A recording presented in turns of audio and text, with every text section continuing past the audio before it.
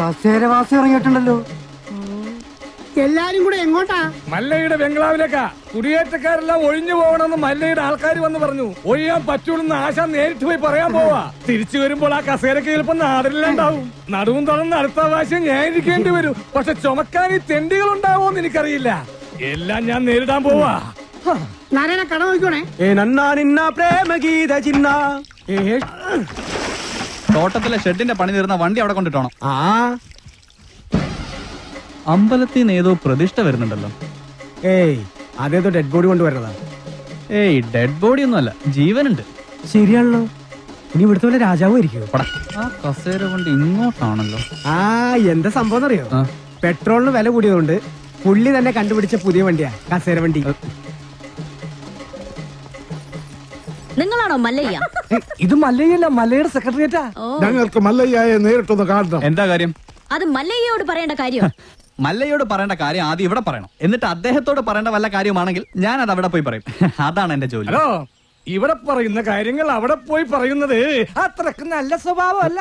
സമയം മെനക്കെടുത്താത്ത കാര്യം പറ. താഴെ ഇറക്കടാ. ഞങ്ങളുടെ ഭൂമിയിൽ നിന്ന് ഞങ്ങളെ ഇറക്കാമെന്ന് ഇവിടെ ആരും വിചാരിക്കണ്ട. അനധികൃതമായി കുടിയേറി പാർത്തവർ എത്രയും പെട്ടെന്ന് ഒഴിഞ്ഞു തന്നേ പറ്റൂ. അല്ലെങ്കിൽ ബുൾഡോസർ ഉണ്ടെന്ന് മല്ലയെല്ലാം പൊളിച്ചടുക്കും.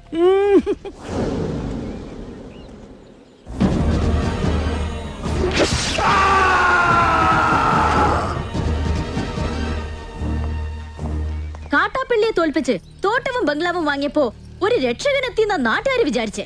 ഇങ്ങനെ ദ്രോഹിക്കാനാണെങ്കിൽ കാട്ടാപ്പള്ളി നിങ്ങളും തമ്മില് എന്താ വ്യത്യാസം? അങ്ങനെ ഭീഷണിപ്പെടുത്തി ആരും ഞങ്ങളെ ഒഴിപ്പിക്കാന്ന് വിചാരിക്കേ വേണ്ട. ഏതാ ഈ ജെറുഗൻ? അയ്യോ, ഇത് പെൺകുട്ടിയാ. ഭർത്താനം കണ്ട് അങ്ങനെ തോന്നണില്ലല്ലോ. എന്താണ് ചെറുക്കാൻ എനിക്ക് വേണ്ടത്? മല്ലഞ്ചര ഉണ്ണിത്താന്റെ അനുഭവത്തോടു കൂടി വർഷങ്ങൾക്ക് മുമ്പേ ഞങ്ങൾ അവിടെ താമസം തുടങ്ങിയതാ. ഇപ്പൊ ഞങ്ങളോട് അവിടെ നിന്ന് ഒഴിഞ്ഞു പോകാൻ പറയുന്നത് കഷ്ടമാണ്. വേറെ പോകാൻ ഒരു ഇഞ്ച് ഭൂമി പോലും ഇല്ലാത്ത പാവങ്ങളാണ് ഞങ്ങളെല്ലാം. നിങ്ങളോട് ഒളിഞ്ചു പോകാൻ ആരാ പറഞ്ഞത്? ആധാരപ്രകാരം എല്ലാരെയും ഒഴിപ്പിച്ചിട്ടുള്ള കച്ചവടം. ആധാരമണ്ണ് നോക്കണ്ട. എല്ലാരും ഇങ്ങനെ മണ്ണ് സ്വന്തമാക്കി വെച്ചാൽ ബാക്കിയുള്ളവർ ഇവിടെ പോയി താമസിക്കും അൽവാ. നിങ്ങൾ ആരും എവിടെ പോണില്ല, അവിടെ തന്നെ താമസിക്കും. അപ്പൊ മനസാക്ഷിയുള്ള മുതലാളിമാരും ഉണ്ട്. മുതലാളി വേണ്ട, മല്ലയെ വിളിച്ച മതി. സന്തോഷമായി മല്ലയ്യ, സന്തോഷമായി. ഞാൻ ഇടപെട്ടിട്ട് ഒരു വലിയ പ്രശ്നം തീർന്നല്ലോ.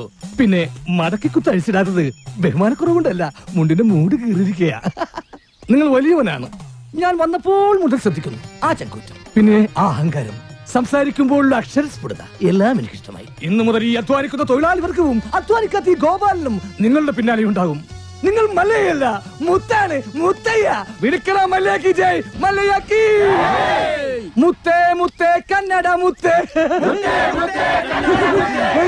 കന്നഡ വെച്ചൊരു കന്നഡ മുത്തേ, കാക്കാം കീക്കാം മല്ലയ്യ.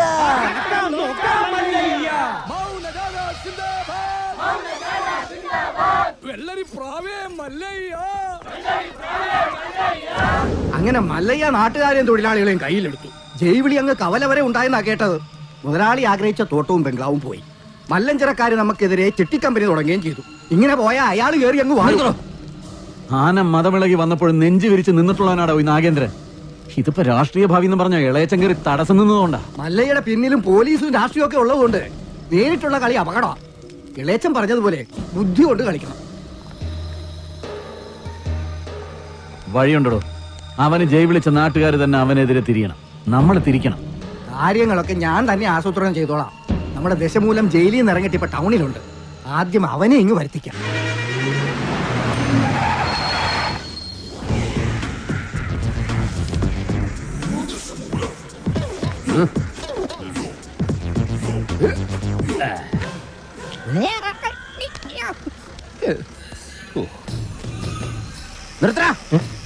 റോഡിലൂടെയാണാടാ സൈക്കിൾ ഓടിക്കുന്നേ? ഒരു കൊലക്കേസ് കഴിഞ്ഞ് ഇറങ്ങിയുള്ളൂ, വെറുതെ എന്നെ വീണ്ടും ജയിലിൽ കയറ്റിക്കരുത്. ചേട്ടാ, ഇന്നത്തെ കേരള അതെന്താ നാളെ കേരളം ഇല്ലേ? ശിക്ഷയുടെ കാലാവധി തീർന്നോ താമോ? തീർന്നു. പക്ഷെ ഒരുത്തനെ തട്ടിയിട്ട് ഉടനെ തന്നെ തിരിച്ചു പോണം. 2 ഔൺസ് ദശമൂലം. അരിഷ്ടം കഴിക്കുന്നുണ്ട്. അപ്പൊ തല്ലു നടത്താൻ പോവുകയാ. ആരാ കക്ഷി?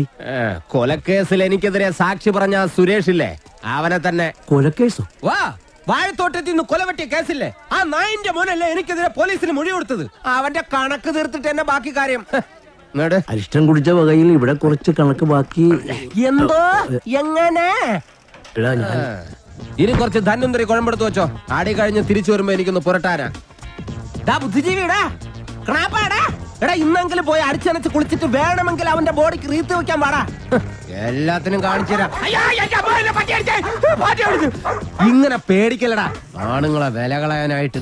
എടാ തെണ്ടി സുരേഷ്, നീ എനിക്കെതിരെ സാക്ഷി പറയുമല്ലടാ. ധൈര്യം ഉണ്ടെങ്കിൽ ഇറങ്ങി വാടാ, ഇല്ലെങ്കിൽ ഞാൻ അങ്ങോട്ട് വരാടാ. ഇന്ന് നിന്റെ അവസാനമാടാ. എന്താ സംഭവം? രസമൂലം ആ സുരേഷിനകത്തിട്ട് തല്ലി ചതക്കുക. സുരേഷ് കഴിഞ്ഞ ദിവസം വീട് മാറിപ്പോയില്ലേ? ഇപ്പൊ ഇവിടെ പുതിയ CI അല്ലേ താമസിക്കുന്ന? സർക്കിളാ. ഞങ്ങള് പഴയ ഫ്രണ്ട്സാ. ഉറക്കം വന്നോണ്ട് തോളിലിട്ടതാ. 2 ഓലക്കീറോ വെള്ള തുണി എടുത്തോളൂ എന്നെ മൂടാൻ. തൂക്കിയെടുത്ത് വണ്ടിയിലോട്ട് ഇടോ. ഇനിയും തല്ലാൻ കൊണ്ടുപോകുന്നെങ്കിൽ ഒറ്റ അടിക്കാൻ തീർത്തേക്കണം. ഇല്ലെങ്കിൽ എല്ലാരും കൂടെ എടുത്തിട്ട് ഇടിച്ച് എനിക്ക് ഇങ്ങനെയാണെന്ന് നിറയിക്കാൻ വയ്യ. ചവിട്ടി തിരുമിയാലേ ശരിക്കും ഗുണമുണ്ടാവും. ചവിട്ടി തിരുമണ്ട സർക്കിളേമാൻ, ശരിക്കും ചവിട്ടി തിരുമിയതാ. ഇവിടെ വേദനയുണ്ടോ? അവിടെ ഉണ്ട്. അയ്യോ, ഇത് തിരുമല കൊണ്ട് ശരിയാവൂല. എടോ, മേജർ ഓപ്പറേഷൻ വേണം. അതെന്തിന്? എന്റെ ചെറുകുടലും വൻകുടലും പിണഞ്ഞു കിടക്കുക. കൈ എടുക്കണം അങ്ങോട്ട്. അണ്ടർവെയറിന്റെ വള്ളി കയറി പിടിച്ചിട്ട് ചെറുകുടലും വൻകുടലെന്ന് വൈദ്യന്മാരെ പറയിപ്പിക്കാൻ വേണ്ടി. എതിർകക്ഷി ഇത്തിരി സ്ട്രോങ് ആയതുകൊണ്ട് അല്പം സൂക്ഷിച്ച് കളിക്കണം. എന്തിനും ഉടനടി പ്രതികരിക്കാൻ നിൽക്കരുത്. സാറ് തോറ്റു നിൽക്കുകയാണെന്ന് അയാൾക്ക് തോന്നണം. എന്നിട്ട് അവസരം വരുമ്പോ വെട്ടിലാക്കണം. നമസ്കാരം സാറേ. വൈദ്യർക്ക് സാർ എന്നെ ഇടിച്ച പോയിന്റ് ഒക്കെ കൃത്യമായിട്ടൊന്ന് പറഞ്ഞു കൊടുക്ക്. സദവ് എവിടെയാണെന്ന് വൈദ്യർക്ക് പിടികിട്ടുന്നില്ല. സോറി, വീട്ടിൽ അതിക്രമിച്ച് കയറിയപ്പോ. അയ്യോ, ഓർമ്മിപ്പിക്കല്ലേ പൊന്നെ. അതൊന്നും സാരമില്ല. ഇവന് ഇതൊക്കെ പറയുവാ. മതി മതി, ഇനി മൊത്തത്തിലൊന്ന് വാറ്റി പുഴുങ്ങി എടുത്താ മതി. ഇവനെ കൊണ്ട് വേറെ ജോലിയുള്ളതാ. പണ്ട് പുറന്തലയ്ക്ക് അടിയിട്ടി അതേ കമ്പിയുടെ വണ്ണം. ഈ മതിലുകെട്ടൊക്കെ സർക്കാരിന് നിരോധിച്ചുകൂടെ? ബാക്കിയുള്ളവനെ മെനക്കെടുത്താൻ. ഭാഗ്യം, ബ്രഹ്മചര്യം പോയില്ല. നമുക്ക് പോവാടി ലോറി പെണ്ണേ.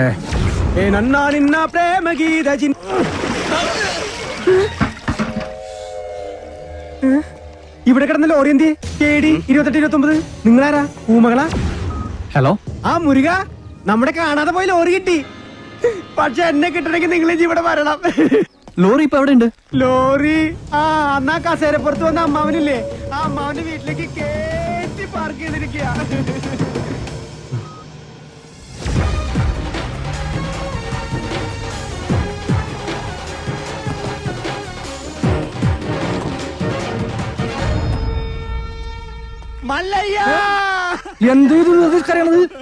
മനസ്സിലൂടെ തല്ലുവിളിക്കലട്ടാ. ഒഴിഞ്ഞു പോകണ്ടെന്ന് പറഞ്ഞത് കൂട്ടത്തോടെ എല്ലാത്തിനെയും കൊല്ലാൻ വേണ്ടിയായിരുന്നല്ലേ? എല്ലാം തകർത്തു കളയുന്നു ഇയാള് പറഞ്ഞപ്പോ ഇത്രയും ചെയ്തു കളയുന്നു ഞങ്ങൾ കരുതിയില്ല. ഇന്നലെ രാത്രി ആശാനും മക്കളും കാവിൽ കഥകളി കാണാൻ പോയില്ലായിരുന്നുവെങ്കിൽ എന്താകുമായിരുന്നു ഇവരുടെ കഥ? എന്നും ഈ വരാന്തയിൽ കിടന്നുറങ്ങിയിരുന്നു ഞാൻ. ഒരിറ്റു സ്നേഹത്തിന് വേണ്ടി നടത്തറ വാസന്തിയുടെ വീട്ടിൽ പോയില്ലായിരുന്നുവെങ്കിൽ എന്താകുമായിരുന്നു എന്റെ കഥ? കാക്കാം കിളിക്കാം മല്ലയ്യ എന്ന് തൊണ്ട പൊട്ടുമാർ ഉച്ചത്തിൽ വിളിച്ചു പറഞ്ഞാൽ ഞങ്ങളോടത് വേണ്ടായിരുന്നു മല്ലയ്യ, വേണ്ടായിരുന്നു. മുതലാളിമാരൊക്കെ ഇങ്ങനെയാ ഗോപാല. ഒന്ന് പറയും, മറ്റൊന്ന് പ്രവർത്തിക്കും. ഉള്ള കിടപ്പാടം തകർത്തതിനേക്കായി ഭേദം ഞങ്ങളെ കൂടെ കൊല്ലാമായിരുന്നു. ആസാനം നിങ്ങളെ ഒളിപ്പിക്കാൻ എനിക്കിങ്ങനെ ഒരു നാടകം കളിക്കേണ്ട കാര്യമില്ല. അങ്ങനെ ഒളിപ്പിക്കണമെങ്കിൽ ഞാൻ ഒളിപ്പിച്ചിരിക്കും, അത് വേറെ കാര്യം. ഇത് ഞങ്ങളെ വണ്ടി ഏതോ കള്ള ഹുട കത്കൊണ്ട് വന്ന് ബോധമില്ലാതെ ഓടിച്ച് കേട്ടിയതാണ്. അല്ലാതെ ഞാൻ നിങ്ങളോട് അങ്ങനെ ചെയ്യുമോ? മല്ലയ്യ അത്ര നല്ല ദുഷ്ടനല്ല. കാര്യം അറിയാതെ ഇവനെ ഇങ്ങനെ ഉപദ്രവിച്ച് നിങ്ങളോട് ഇങ്ങനല്ല പെരുമാറണ്ടേ. എന്തൊക്കെയായാലും നിങ്ങളുടെ ഈ ലോറിയല്ലേ ഞങ്ങളുടെ വീട് തകർത്തത്. അപ്പൊ സമാധാനം പറയേണ്ടത് അതിന്റെ ഉടമസ്ഥരായ നിങ്ങൾ തന്നെയാ. ഒരുപാട് കഷ്ടപ്പെട്ട് പണിയെടുത്തുണ്ടാക്കിയ വീട് ഈ കാണുന്നത് അറിയോ? നിങ്ങൾ വിഷമിക്കണ്ട. നിങ്ങൾ വീട് ഇതിൽ നല്ലതായിട്ട് ഞങ്ങൾ കെട്ടിച്ചു വിടും. അത് ന്യായം. ഏതോ മോഷ്ടാവ് കാണിച്ച അക്രമത്തിന് ഞങ്ങൾ എന്തിനു വീട് പണിഞ്ഞു തരണം എന്നൊക്കെ പറഞ്ഞ് വേണമെങ്കിൽ ഞങ്ങൾക്ക് ഒഴിയാം. പക്ഷേ ഞങ്ങൾ അങ്ങനെ ഒഴിയില്ല. കാരണം ഞങ്ങൾ മനസാക്ഷിയുള്ളവരാ. ഈ വീട് എന്റെ മേൽനോട്ടത്തിൽ ഞാൻ നേരിട്ട് നിന്ന് പണിപ്പിച്ചു തരും. മകനെ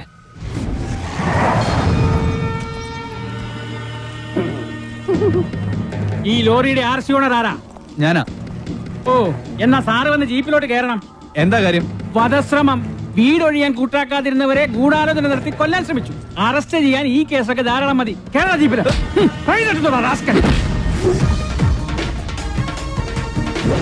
ഒരാളിവിടെ നിൽക്കുന്നുണ്ടല്ലോ സാറേ.